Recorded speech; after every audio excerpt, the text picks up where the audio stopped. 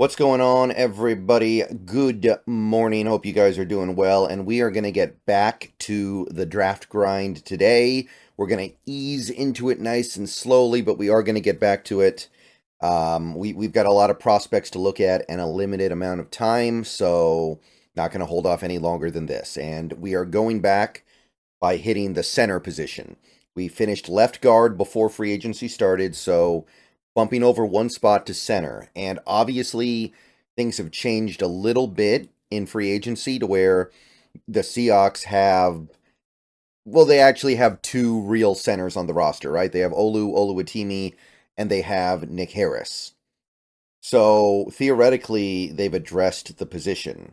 But in reality, I think that it's about as shaky a way to address a position as you can have, right?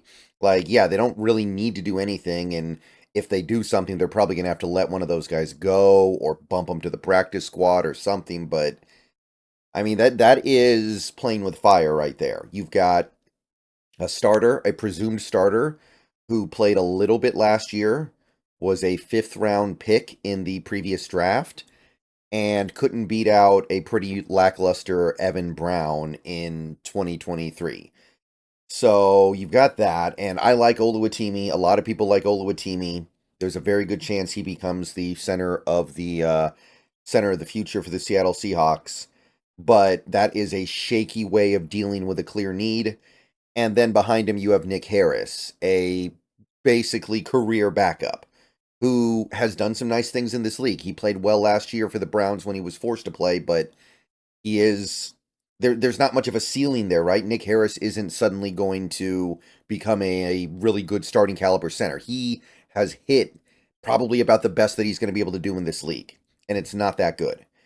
So they've technically filled the positional need, but they have done so by skimping as much as possible. And there are going to be some positions where teams have to do that. And if the Seahawks decide, look, center's just a position we're going to cross our fingers on this year, then I understand that every team has to do that at some positions.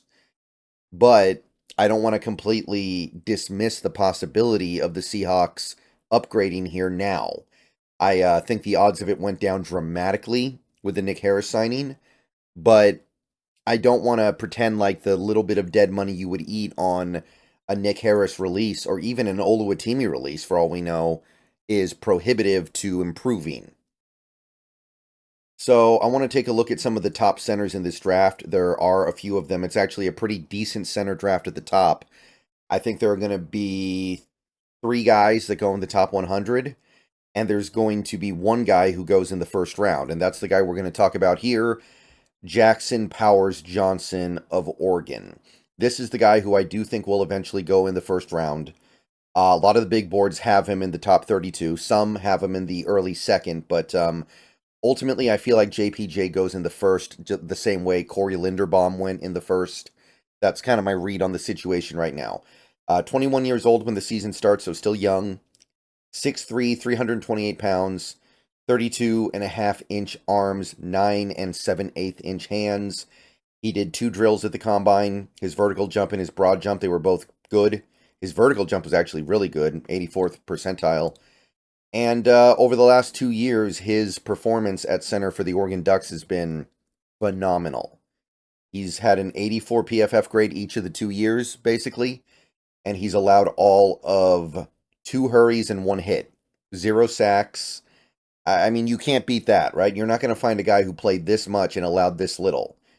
Now, context matters. Context matters a lot when you're talking about someone like JPJ. He's playing in that Oregon offense where things happen very quickly.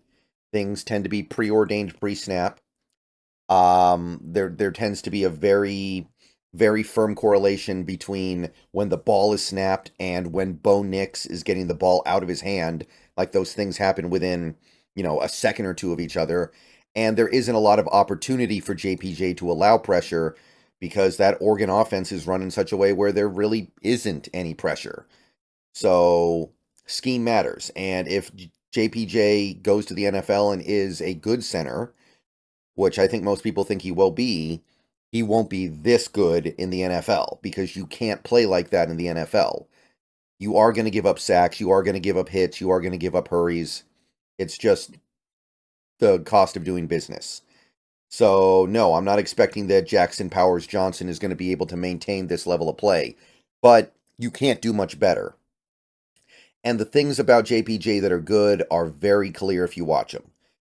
His clean record in pass protection obviously leads the way, but that tells only part of the story. He's got a very wide body, hard to get around him. He's somebody who laterally is really tough to beat. If you're one of those speed rushers, he's somebody who can get out to you if you're trying to get around him. He's got powerful hands. He's got a very powerful punch, powerful upper body as well. He's somebody who has a lot of strength in his upper body and can win that way. And he's good at keeping his body above his feet in pass protection. So you're not going to knock him off balance. You're not going to catch him leaning. You're not going to catch him getting his body out in front of his feet or anything like that very often. He plays with a ferocity. There is an aggression here that you don't see in every football player, even good ones. He did show at Oregon that he is capable of climbing up to the second level and hitting blocks down the field on linebackers. He's good at calling out blocking assignments at the line. He's a real wizard calling out protection up there. So Jackson Powers Johnson is going to definitely be able to handle the responsibilities of calling out blocking assignments, which any center should be able to do, but JPJ is particularly good at it, which is why Oregon quarterbacks barely ever get hit when he's on the patrol. So the concerns with JPJ would be also somewhat obvious. He was only a full-time starter for 2 years relative to some of these other players. Lack of starting experience. Sometimes you can catch him playing standing straight up. So while he's good at keeping his balance and he's good with his hands and his upper body, he's got to learn how to win that leverage battle a little bit better than he currently does. Sometimes he'll just play without sinking his hips. Even though I think that his movement skills are not bad, and I think his balance is admirable, he is top heavy. And if you watched him doing the movement drills at the combine, the ones that aren't measured by numbers, just the ones where you're doing, drills that you watch, he looks top heavy. And that leads to issues in the open field. So if you're asking him to do zone blocks or pull blocks or second level blocks, there is an awkwardness to it that you're not going to see with some other guys like Tanner Board or Leaney. So while he is an excellent player and not a terrible scheme fit, I wouldn't call him a good scheme fit in his own scheme either. His lateral quickness when he's pulling across the line isn't great. I do think that there will be some issues with athletic rushers. I think he's definitely your guy if you want somebody who's going to be somebody who can take on a nose tackle and win with strength. But I do think some of these athletic rushers will give him some difficulties. So at the end of the day, I look at JPJ and I say he's easily the best center in the draft, and he's better than the best center you'll find in a lot of drafts. But I don't think the scheme fit is great. He'll probably do best in a gap blocking scheme where he just has to worry about winning on strength, blocking the guy in front of him, and staying kind of in the phone booth.